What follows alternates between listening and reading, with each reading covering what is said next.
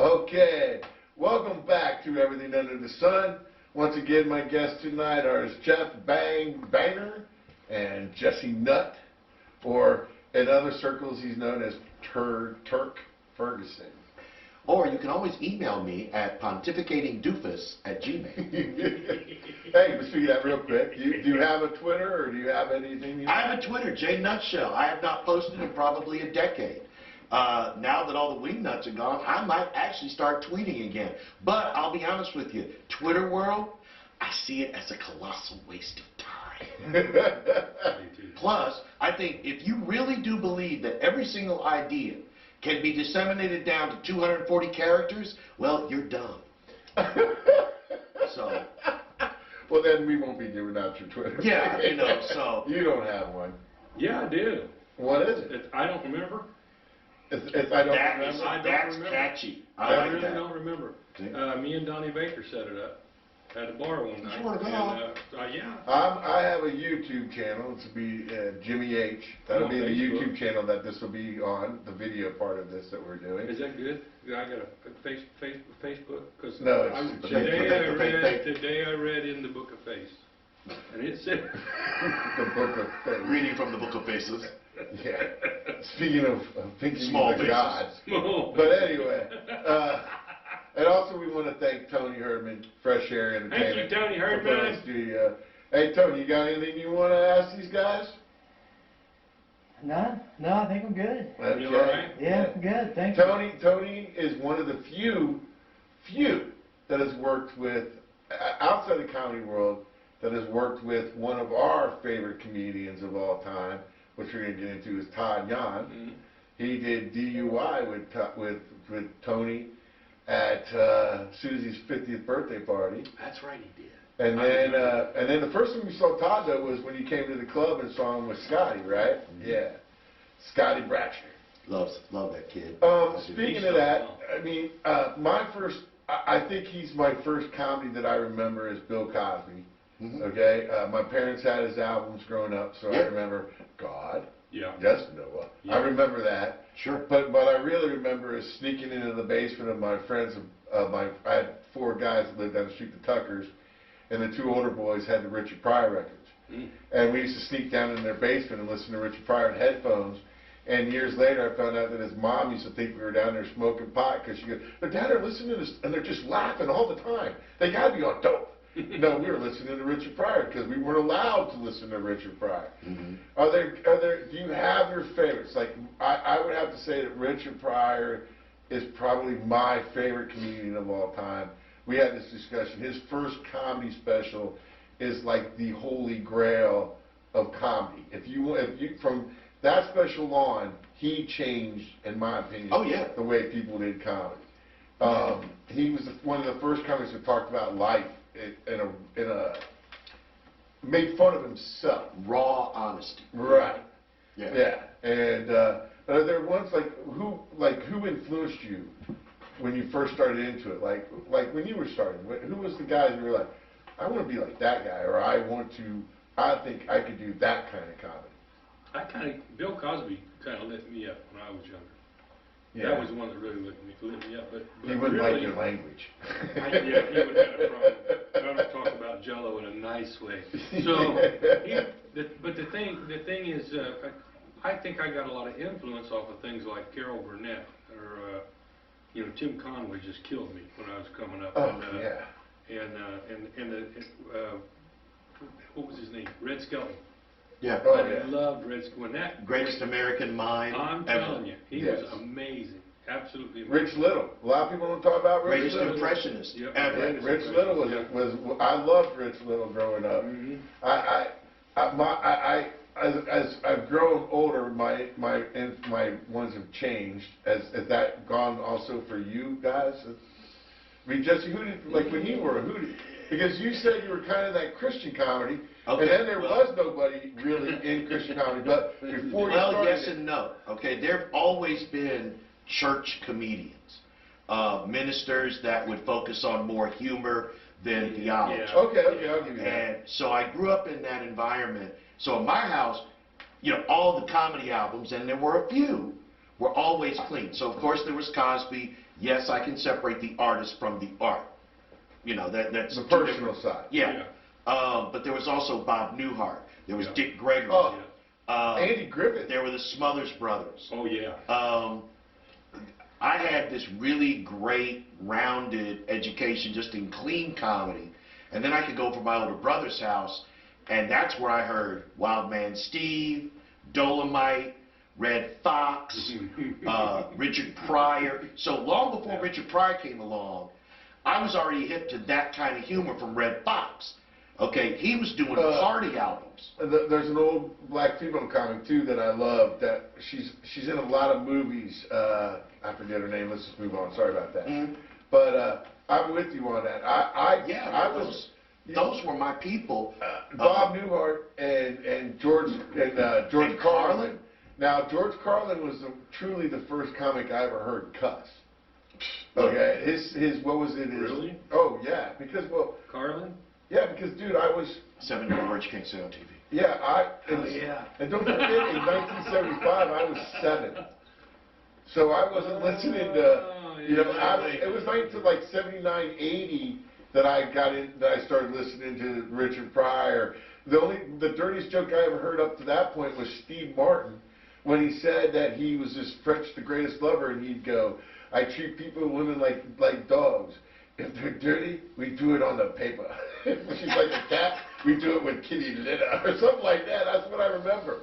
Because Steve Martin That was was a dirty joke? what a lot of, but again, My goodness. But 8 years of Catholic school. my influences were also, like you mentioned, Red Skelton. I Oh, never missed it. Yeah. Carol Burnett, never missed Right. it. Okay, the Flip Wilson show Oh, boy. was Oh. so important to Flip me because that was where I got introduced to Carlin. Mhm. Right. As the hippy dippy weatherman You're right. and all of this. And that's when I started to get, and then, you know, my brother was, you know, much older and he was into stuff. That's where I started getting to read Playboy magazine, where they would interview all these comics. Yep. And they would talk about guys like Lenny Bruce. And that's when I started realizing, okay, comedy is really important. And it was just, if I picked, my mom would definitely co-sign. I would actually beg them to let me stay up. If I read the TV guide that a comic was going to be on, Yeah, like Carson, I would be good for the week if they would just let me stay up and watch that 5 minutes. Any comic, anytime. Remember Don Kirshner's rock concert? Oh, yeah. Late nights? Mhm. I remember the first time I saw Wolfman Richard. Jack, Midnight Well, Special. yeah, Mhm. Richard Belzer. That was the first time I saw Yeah. Belzer, and I was like, that's who I want to be. I thought he was razor sharp, you know, just incredibly good. That was me when I saw Bobcat. Yeah. That was the only time I ever wanted to be a stand-up was Bobcat. I take back what I said. Richard Pryor had the greatest influence on me. Bobcat is probably I get tongue-tied when I used to hang out with him. We used to take him to the radio, and he would Get starstruck? You I'd know have me, to dude. But you shut know up. me. I was the guy that would be like, I was never like that with anybody. Was No. I? I only got starstruck one time, and that was when I met Paul Mooney. Oh well, yeah. That, and now, on the plus side, finding out what a jerky is made it all. It made me feel much better about it. But yeah, that was the first and only time I've ever really been starstruck that I met somebody that was that integral to the comic I became. Well, I mean, like for me, I think it was the being at the Wileys, because I mean, at Wileys, I got to see Bernie Mac, I got to see Chris Rock, I got to see Dave Chappelle, Tommy Chong. Yeah. I mean, the list goes on of comics that I had to deal with. Dude, And I was sitting there telling Tommy that I grew up literally trading his albums between me and other comedy fans right. and memorizing his bits. Mm-hmm. And now I'm sitting next to him on the stairs with his wife, and he's telling me how funny I am. And I'm just like, you have no idea what a head trip this is. And for me, it was, I've gotten high so many times watching your movies that I have to smoke a joint with you. Yeah. And that was maybe my starstruck with Tommy Chong. I'm like, I need to smoke a joint with you. And I think a lot of it is how we treated Wiley. Wiley used to tell me, these guys, they don't want to be they just want to be comfortable. They want to have a good time. They don't want to be pressured. And I mean, we were lucky enough that at one point, I believe Dave Chappelle considered Wiley's his second home. And I think if we wouldn't have done that, I mean, I'm with you on when you do meet that person, and you're like, I can't wait to meet this person, and you're like, man, he was an asshole. You know what I mean? No, but I gotta admit, man, the majority of people I've met have not been. Yeah, there's been a The few. vast, not I mean, very a few, many, not very many. but the vast majority, especially, at least my experience with comics, and I mean headlining comics, big names, Yeah. movie types, all this, most of them, man, they're regular folks. You know, treat them with some respect, and you get Well, that let me ask, because I have my way of dealing with those comics that we talked about earlier that had the ego that they didn't Oh, yeah. need to have. Oh, We yeah. had one comic that came in one night and it was really hot for some reason at the club. Or no, the air had gone out at the one night we were doing, and the other two guys that worked with him still, after a 45-minute drive back, were covered in sweat. And this headliner says to me, I go, well, man, you remember this. I do remember that. He goes, and I liked him, but I didn't like his ego. Mhm. And he just goes, I never sweat. I never have a bad show. I never sweat. So the next night, right before he went on, I turned the air off at the club. And about 10 minutes in, he was fucking sweating. It was right. But that's how you deal with that. I mean, how did you, I mean, again, Red Skull, Tim Conway, again, to me, Tim Conway is a sketch comic, Yeah.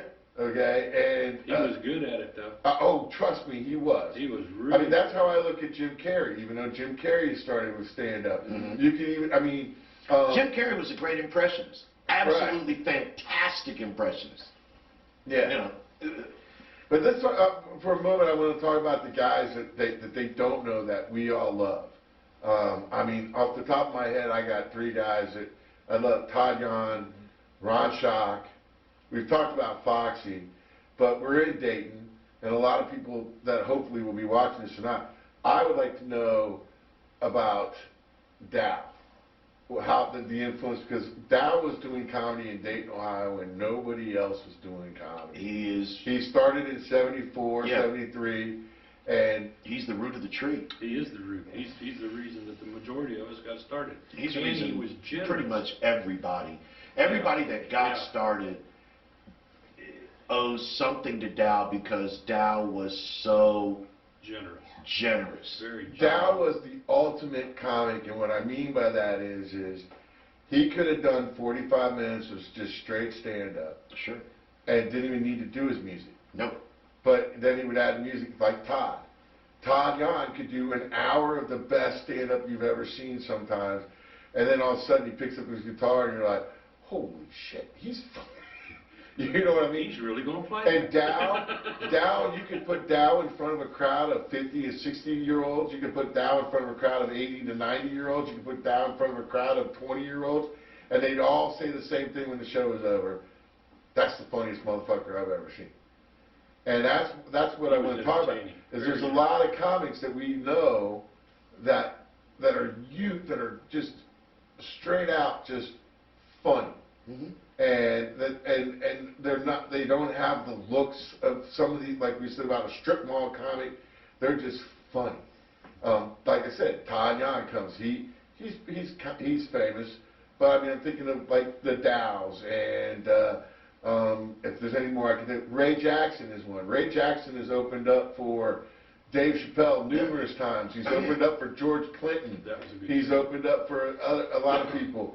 And Ray's solid. yeah. I mean, do you see a point, do you get to a point where, not to a point, not to change the subject, but do you ever see, are there those comics out there that like are your road dogs, that like if anybody's watching, they'll say to them, you can say, I saw that guy, or if we say to them now, hey, you should go check this guy out. Is there somebody on that you guys, that we haven't mentioned? Because everybody knows Richard Pryor. Everybody knows Eddie Murphy. They all know Tim Conway. But I think laughter is very important in what we're going through right now. We need laughter. So Larry Reed. Yeah, but Larry's still been around. He's still had He's an been HBO. around. He's had an HBO comedy hour. Oh my God, yeah. Okay, now, I don't know how popular he is in every circle. Stuart Huff is a guy that I think Oh. is doing gargantuan work right now. I mean, just smart, hilarious, really funny, and I think he needs a bigger showcase than what he's currently working with. Okay. But honestly, I think, man, there's so much energy in comedy right now at the bottom level, which is weird because, you know, you couldn't have picked a worse time to start being a comic. You could not have picked a worse time. You know, when we did open mic, I had probably 10 to 15, 10 comics every month that were brand new. Yeah. And we did it every week, which a lot of comedy clubs didn't do that and don't do it now. No. But we did it every week, and we'd have 10 or 15 new guys coming. I mean, I think Brian Singer is somebody that if he's out and about and he's in your town, go see him. Go see him. Absolutely. If you see one of these two guys in your town, go see him. Go see Nate Washington. Nate Washington. Oh yes, yes, A beast. yes. Absolute beast. And clean comedy. Clean, where you're Christian a little bit, because I do know he does, is Kenny Carpenter. Kenny Carpenter, very clean, very funny. Very funny guy. Hilarious. For that matter, Dwight McCormick. Yep. Reverend Dwight McCormick. Hilarious. Yeah, there's a lot of clean comedy. Larry Hanskin, voice of the Flyers. Hilarious. He's been coming down to the open mics. Oh, I have to. I love Larry Hanskin because of the Flyers. I grew up Flyers. But speaking of that, you're telling me that I haven't been around comedy, worked in comedy in a long time. Mm-hmm. But all I've heard is how it's slowly dying. Comedy when you started was one show on Tuesday, one show on Wednesday, 2 on Thursday, 3 on Friday, 3 on Saturday, and 1 or 2 on Sunday. And that was in the clubs. There was also That one was night club. popping up everywhere. Right. Yeah, it was white hot. And when you were around, when you first got started, it was the Wednesday through Sunday. Now at Wiley's, unfortunately, it's Friday through Sunday. Is comedy dying? Or is it in a remission right now, kind of say? Mm-hmm. And if there is a reason why maybe comedy, is there a reason why comedy has? I mean, it's definitely changed. Oh yeah. I mean, like I told you, there's a joke I used to do that I could not do on stage anymore about and I just can't do it anymore. I would do it because I don't give a fuck. Then you can do it. Right. But my point is, do you find that as you're writing material, as you're going along in this, do you find yourself not necessarily not doing the joke, but censoring yourself Nope. not to offend? Nope. No way. Nope. Because No do you way. think that You're not offended by the time you get done seeing Nope. my show, I did something wrong. Nope. Nope. Nope. Nope. But do you think that that's where comedy is going? No, I think that's where some audiences would like comedy to go. Yeah. I think that's where some vested interests would like comedy to go. Some clubs are that way. But They'd it'll like to never- see it go that way. It'll never happen, okay? And here's why.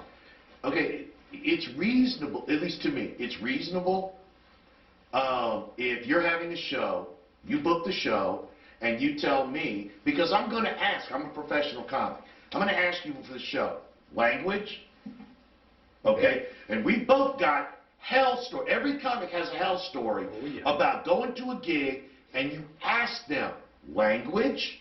And they say, oh, just say whatever you want. Oh, yeah, it's your show. Don't worry about it. Just say whatever comes to mind. Now, Tom never did that. And you get up on stage and you do that, okay?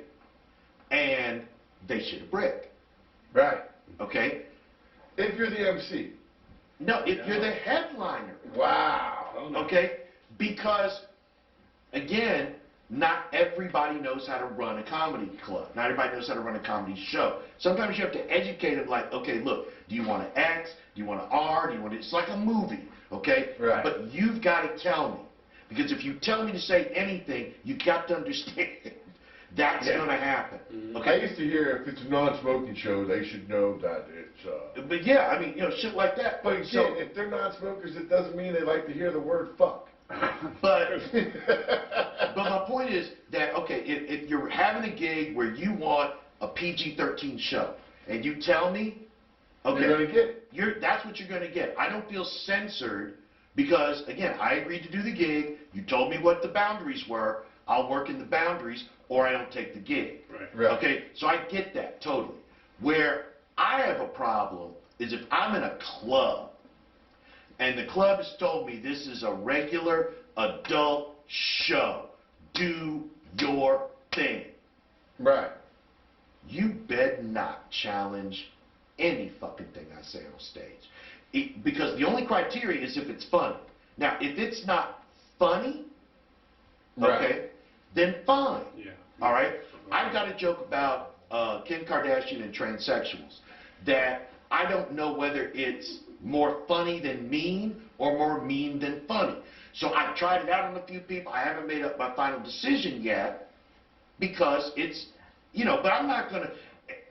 The only reason I will not tell that joke is because it doesn't meet my funny criteria. Not because I'm worried about who in the trans community, the Kardashian universe, that I'm going to piss off.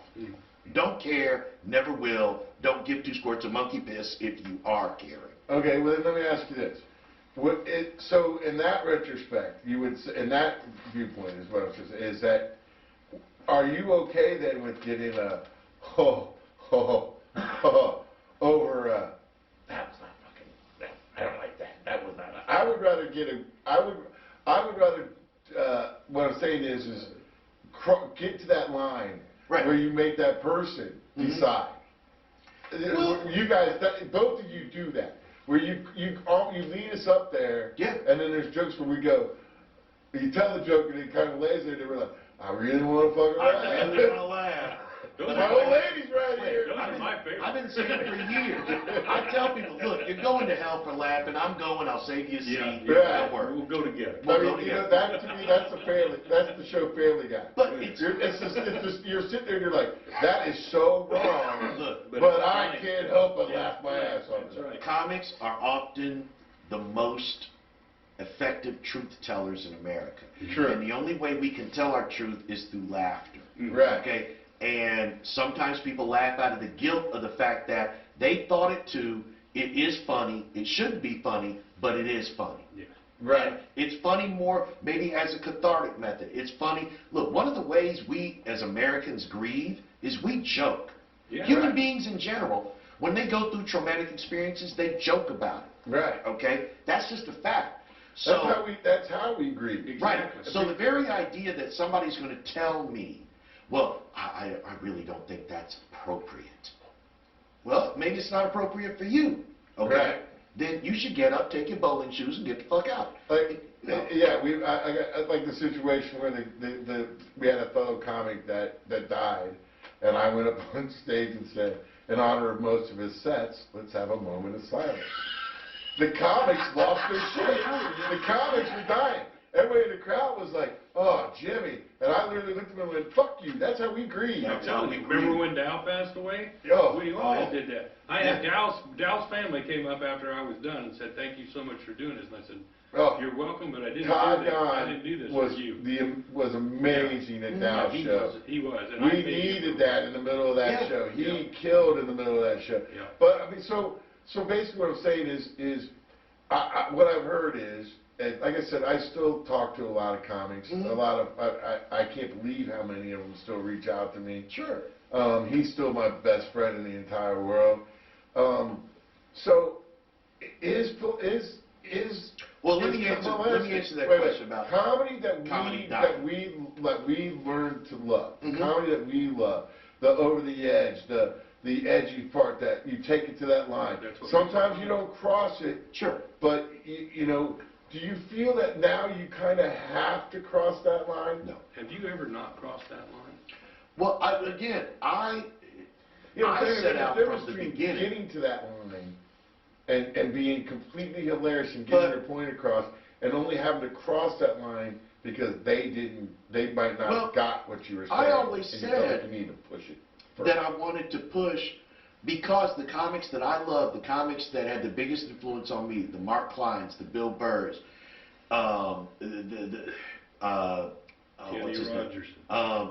Rogerson, Bill Hicks. Bill Hicks, Yeah. all the guys that literally mentored me coming up, man, they pushed. And I don't mean that they necessarily pushed the boundary, but they pushed themselves. They were always writing and rewriting and pushing to But see do where the they went. young comics have that? Some do. Some of them do, yeah. Now, I'll give you an example.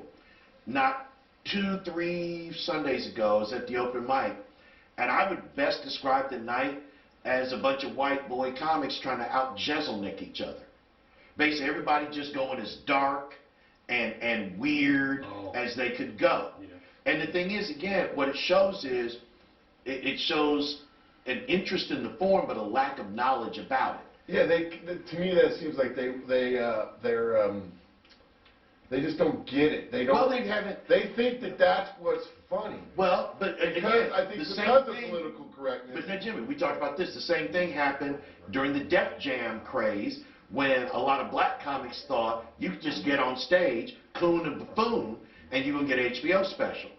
That what they assume the same things a lot of white comics, young comics assume. They watch and they think, oh, this is easy. I just make it up. And Right. that's not what happened. No. And I got to answer this real quick about the comedy dying. No, I don't think comedy's dying, but I think what happened, there was an oversaturation of the market, way oversaturated. I agree. Yeah, but see, Okay. I think that was the '90s. I think that's when comedy started. But it's gonna have a wave effect, though. Yeah, Okay? but my point is, though, is I think that a lot of it is when you have comics that are professional and they're like, I can't do colleges anymore. Jerry Seinfeld, Chris Rock. Won't do. I wouldn't do one. Okay, that's No my way. point. Is that killing? Not killing. Is that slowly suffocating comedy? That you No, can't it's go on suffocating free stage- speech on college campuses. Comedy will be fine. Yeah. You know, I mean, because instead of the college kids, which again, when I was coming up, the UD kids were a mainstay at Wiley's on Thursdays. They always have. They were Okay. when I was there. Yeah, they're a mainstay. So the fact that you don't have comedy on a college campus, if there's a comedy club, the college kids are coming. And most college kids are going through that time where they're challenging convention anyway. So they want, you know, Right. they want that rebellion. Right. So the very idea that, you know, and to me, the tight asses that want that kind of control on the college campus, you ain't coming to the club anyway. So, No, I'll give you that. you know, I mean, you know what? Your example is correct. To me, is right on because Dave Chappelle's last special, Sticks and Stones, which Yeah. is probably one of the greatest comedy specials of all time. Genius. Those are college kids, yeah. and he's making fun of them and telling them, Mhm. "You are the worst crowd to perform in front of ever." And they cheer and they love because they know. Look, here's You're my, right. I give you that. I didn't think about that. And If here's you're the off challenge. campuses. But see, here's the challenge I would put to every single college campus, and I'll even look into the damn camera when I say this, Right there. okay? There would not have been a civil rights movement if you whiny-ass, spaghetti spineless babies had been around in the 50s. Because somebody would have called you a nigger or a nigger lover, and you'd have been triggered. There'd have been weeks of therapy necessary. You couldn't have rode a freedom bus. Oh, Lordy Jesus. The names they called us. I mean, better. You know what? That is freaking. That's funny. I mean, I like that's how what it- I like pisses how me it's off about true, that too. generation. That's funny. It's okay. You want such control. You want us to think you're so intellectual. Go lay your ass on the line like your college predecessors did 30 years ago. They would Okay? have did something in the 60s. Occupy a building, Yeah. okay? What are y'all doing? Selfies, Instagram. You can take a selfie when What a they're carrying you sacrifice. out after you sit there. You know what? Well, I think that this past summer, we saw a lot of those millennials that we are hoping Yeah. are there, Yeah. right? Yeah. And I also think that that makes me laugh. But I mean, I just it upsets me a little bit that that people have kind of turned their back on the last really art form of I don't know. I gotta disagree. Man, I'm telling you, the energy right now at what, I shouldn't call it the bottom, but at the bottom rungs of comedy, at the open mic level, man, that energy is still there. That energy, the hunger, the need, it's still there. And as long as that's there, and the audiences are still coming, and they are still coming to the open mics. Okay. They are absolutely, they're still, and I mean, dude, when I tell the youngsters, the rookies, the whatevers, that when I started, there was Wiley's, there was Aunt Marty's. You might get 10 minutes a month, okay? Other than that, you could go down to Canal Street and see if Mick Montgomery would let you on the artist stage, you know. That was it. That was it. Now, at least before COVID, you could do an open mic just in Dayton, Springfield area, 7 nights a week. Okay, well, could that possibly be having a little to do with people not going to? No. Okay. That's the thing. There's enough energy there. There's enough interest there. Yeah. That's been the cool part about it. And I think when we get back to normal, I definitely will agree with you. I think that we will see the comedy clubs filled up again, because it's been proven over the years. The one thing I always learned from the second owner of Wiley's, my brother-in-law, is even in the time when people are down and money's tight and things, they will go out and they will see Because comedy. they need it. Right. Yeah. Okay. And I do think that They once need to we get release back as to much Dave, as like we I said, Dave proved this summer. His tickets started at $50, and by the end of the summer, they were $175, and he was selling out. But the people, Do you, but the do you, comics that's what, need I it. guess we're not, Everybody. real quick, I know we gotta wrap this up, but real quick, that's what I'm trying to say, I guess. People are willing to spend that to go see Dave Chappelle and that, but are they still willing to spend the $5 or $10 to go see Todd Yan or Jesse or It's or not Becky? gonna work for $10. You know what I'm trying to say. I mean, that's, my point is, I ain't never my seen point that. is, so do you think that we will get back to that? Oh, yeah. Yeah, Oh, okay. definitely. Oh, Right. In fact, I think it's going to be even, it may take some time, but I think it's going to be hotter than it was. All right. That's what I was thinking. I was thinking it's Well, gonna come back hot. Is there one joke you want to leave us with, that's quickly, before we leave? Your favorite, like, joke? No. Jesse, you got a favorite joke? No, I'll leave you with the one I've been telling lately about I got to find a new barber because I don't know what goes on in white barbershops, and black barbershops talk about everything. So I'm sitting in the barber chair the other day. Guy walks in, goes, "Okay, you're getting your hands cut off tomorrow. What are you going to miss more? Feeding yourself or jerking off?" My barber, without missing a beat, says, "I can go 3 days without eating."